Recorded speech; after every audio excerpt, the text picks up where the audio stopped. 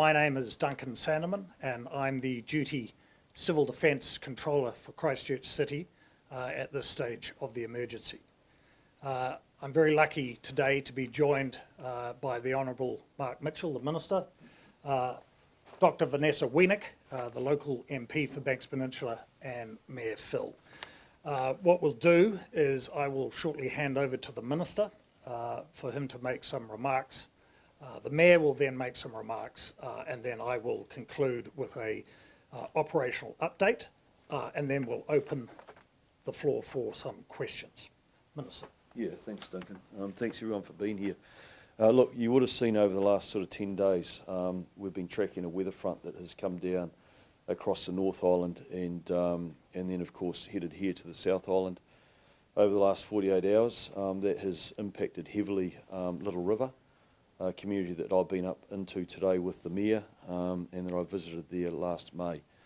They have been hit much harder this time, without a doubt, more severe flooding that has had a serious impact on businesses and of course residents and the rural and the farmers as well. There are stock losses there and there's issues around feed. I just want to acknowledge the community up there. They are out now working hard, supported by our first responders and a huge shout out to the local volunteer fire brigade up there who without a doubt responded to their community. They were having to provide safe haven at the station whilst at the same time get out on the ground and do the work that they do. And in typical fashion, our FENS and police leaders are off to the side and avoiding the cameras, but I just want to acknowledge you and your teams, police as well.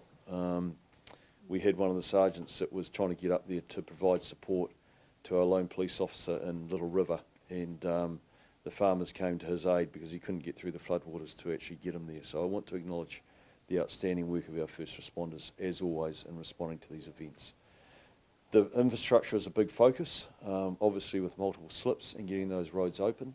The good news is, I think, Duncan, you were saying that that Highway 57 is just, 75, sorry, is just reopened, which means that people trapped in the Akaroa area now have got movement. The Wainui are working hard on that.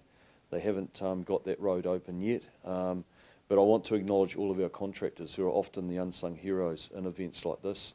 They've been out on the roads working very hard to try and get those slips open and get that infrastructure back up and running. So without a doubt the area has been hit hard, but there has been again an outstanding response from the Mayor, from the controllers, the CDM, our EOC personnel, our first responders, and of course community who always step forward in situations like this. With that, I'll pass over to the Mayor for some comments. Mm-hmm. Thank you very much, Minister. One of the things people ask me is why did we do a state of emergency? One of the main things was communications. And still, that's probably still a bit of a struggle. It's coming right. We're putting some Starlink things in. Water at Wainui, total loss of the water system there. So staff are over there putting in tanks and making, because they're the important things. We've got to look after the people. What else did we have? Apart from comms, is power. There was 222 houses that didn't have power. People are now working on that flat out. I went over to Little River yesterday. I got as far as Little River and couldn't go any further because the water was so deep. We went over there today on the main road, not a sign of any water. There's a lot of water in the paddocks, but it has subsided remarkably. One of the things that I see the difference, like driving around there, you look at, you get to Tai Tap and that, you go, oh, it's just a bit of a damp day, it's nothing different. You get round to Little River and the damage is a lot. And I'm sure if we'd gone to Wainui, it would even be more. And that's not taking away from smaller bays out on the peninsula, the ones that you don't see from the main road. They'll be struggling as well, so we've got to give them as much assistance. But looking at it today and looking at overhead aerial photographs of the ground and the layout, there's a river, a kind of river that runs from the foothills to the lake. And in my view, it's too windy, it's too narrow. We need to have a plan to open it up, and I've talked to the local Lynn Leslie, the local community board chair, and the head of the group that works on it. We need to look at how we can have a diversion of some sort so that when the Little River gets inundated or overflowing, it's got somewhere else to go rather than down the middle of the main drag. So we can do that. The height of the lake has not a lot to do with that part because there was so much water going down the main drag, and I think that we can work hard on getting that done because we certainly don't want to be standing here in the next 8 months doing the same thing. Is that enough? Right, thank you, Mr. Mayor. Thank you, Mr. Mayor. What I'd like to do now is just cover off a couple of operational matters of where we're at. So, as the Minister just mentioned, NZTA have just advised that State Highway 75 has reopened to the public. It is 2 lanes for most of it, but there are some places that are still down to a single lane and under traffic control. But it's great news that that lifeline has reopened. On the communications front, the comms across Banks Peninsula still remain patchy. Cell phone communication is available in Akaroa, particularly 2 Degrees who are doing the 111 calls, but also One New Zealand has now also been able to establish text messaging in Akaroa, but we're asking local folk there to please use it sparingly and not overload the network. The internet communications to Akaroa and Banks Peninsula are still out. That is due to damage to the fibre optic cable. There are technicians that are deployed forward right now who are doing diagnostics to identify where the breaks in those cables are and where they can be, where effort needs to go to fix them. In the meantime, we have deployed a Starlink system to the Gaiety Hall in Akaroa, which is available for use by the public. That works much like a Wi-Fi system would work, where you go in and hook onto it, and then you can have connectivity. Again, we would ask that that is used for essential administration, connecting with family, friends and whānau, but not used for streaming movies and the like. And finally, I'd like to talk about the water supply. As already mentioned by the Mayor, the water supply in Wainui remains off due to an issue between the reservoir and home tanks. Little River and Wainui still retain a boil water notice in those areas, and that remains in place. I'd like to join the Minister and the Mayor in giving a shout out to the local communities for looking after one another, and I encourage that to continue. It is in moments like this that really makes a difference. So thank you for that. I'd now like to invite questions either to me or to the Minister and the Mayor. How many homes are you aware of being flooded? Have any been yellow or red stickered? At this stage, to the best of my knowledge, there has been no placarding at this time. There is a limited number of homes that have been flooded. We are still in the discovery phase of that. What were you aware of? Are we still in single digits? Yeah, still in single digits. Will a government relief fund be put in place? So the Mayoral Relief Fund obviously is available to the Mayor, and that's for immediate short-term needs, and yes, if they feel like they need that access to that fund, it's on standby. Minister, Mayor, you have visited Little River. What were the residents saying to you while you were there? Well, it's the business owners, of course. It's our summer. Unfortunately, our summer falls in cyclone season. But for them, this is where economically it's important for them. So they're pretty devastated by the flooding. There's a lot of work going on right now to try and clean up the damage from the flooding and get reinstated and get that business up and running again. But of course, they take a big psychological hit. But I have to say, they are really resilient. They are actually very positive, and there's a lot of work and activity going on over there at the moment to get them back up and running again. Is there any affected areas you haven't reached yet?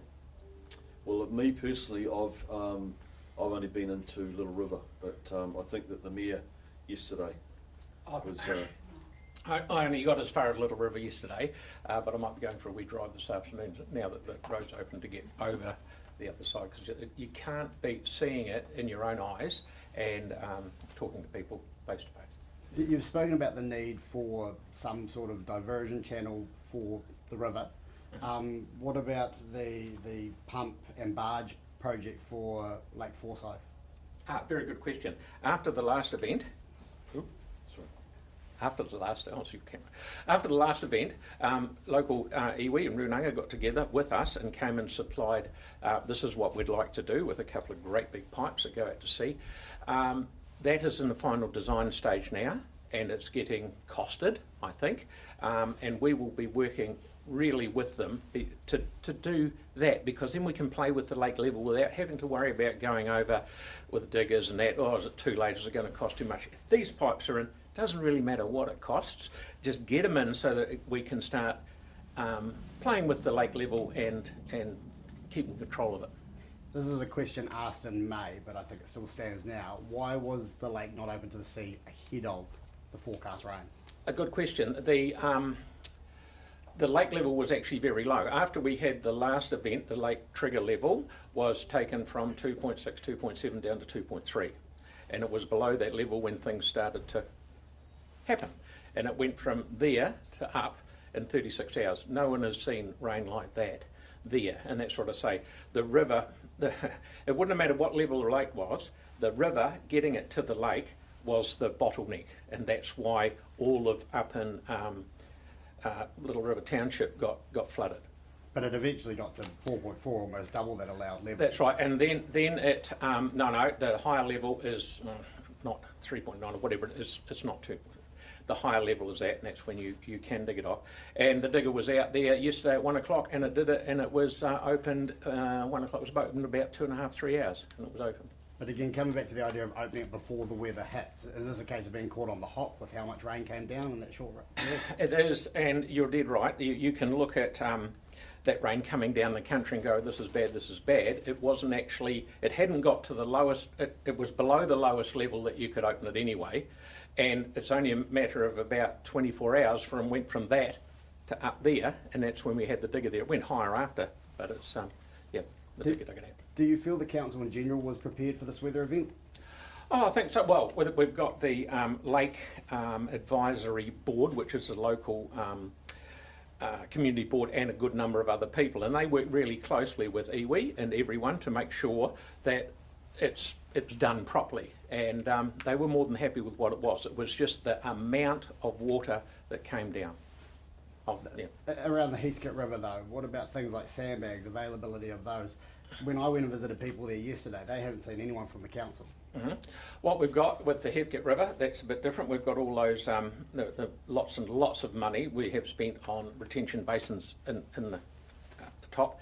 If we hadn't done that, the Heathcote would have been underwater and everywhere. I'm not that worried that, and I'm sure, and I'm not that worried that roads get flooded, because as you'll see now, the water's gone, the tide's come in, gone out, it's all gone. I don't want to see houses getting inundated, and I haven't heard of any of that happening yet, but it's not so it won't happen. And it wasn't just roads that were flooded, it was cars as well. Mm-hmm. Cars and people's driveways, but there's only so much we can do. We've got all of these stormwater basins. We've got them on the Adventure Park, we've got them in Sparks Road, Henderson's Basin, around in Rosendale. They are chocker. They did their job, they're letting the water out, and you can only hold so much back. Do we need to make bigger ones? How long is a piece of string? So how much rain do we get? So that's we did the best we could with those. Everything that we had designed was full to capacity. But residents there and residents in Little River say these flooding events are getting worse. Do you accept that, or do you dispute? I think the climate is getting worse. It seems to be that we're having a 10-year rain event every 3 years or 2 years or whatever. So we've got to be starting to be ready for this, and that's why I'm keen on getting this diversion channel dug in the farmers' land right next to the main road to bypass so it goes to the lake without ruining the road and people's livelihoods. Why are we doing it after the fact? Were there any plans in place prior, or anything that we'd looked at as a council? We had looked at this mechanical system to get the pipe out, and as I say, that was being designed, it's in detailed design now, and we'll find out how much that is, and I want that in as fast as we possibly can. So where are we falling down? Because the first residents knew that there was going to be a problem was when the road was already flooded and it was coming up through the drains rather than the river breaking its banks. No, I would say it wouldn't be coming up through the drains, it would be coming down from up by the tennis courts at Little River and not getting So under the this- road this there, isn't and a it's Heathcote. flowing down the road. This isn't in the Heathcote area. Oh, But right. I'm just saying, where are we going wrong? Because people weren't prepared for this. Mm-hmm. Did they miss the message? Was the message not put out? No, I don't think, well, we didn't know how much water was coming down, and we're sitting there going, oh, our retention basins have been designed, they've worked once last time, why wouldn't they work again?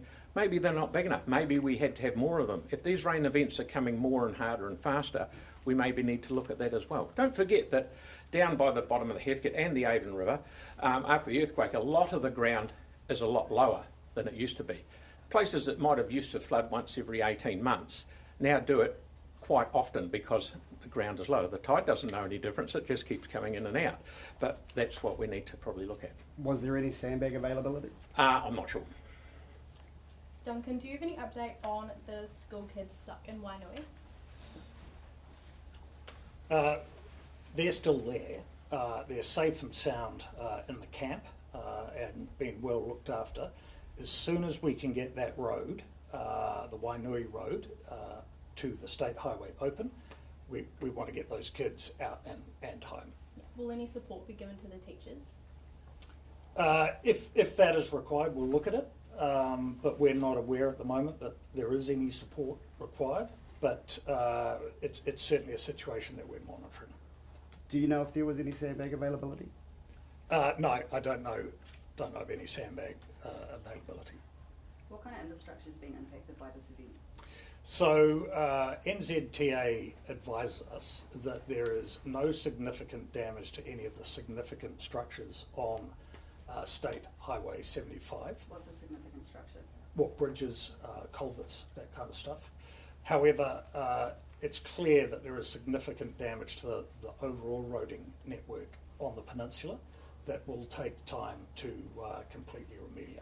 And how many, does it mean like multiple homes are cut off from being able to access their way around? Like what We are currently undergoing a survey of that right now to identify if there are people in communities that are cut off, and if there are, we are then working through how we will support those communities. And what was the status of like medically vulnerable people over in Akaroa and Little River?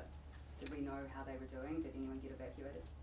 No one was evacuated, but we are monitoring that situation, and there is a Starlink unit set up at the both in Little River and at the medical centre in Akaroa.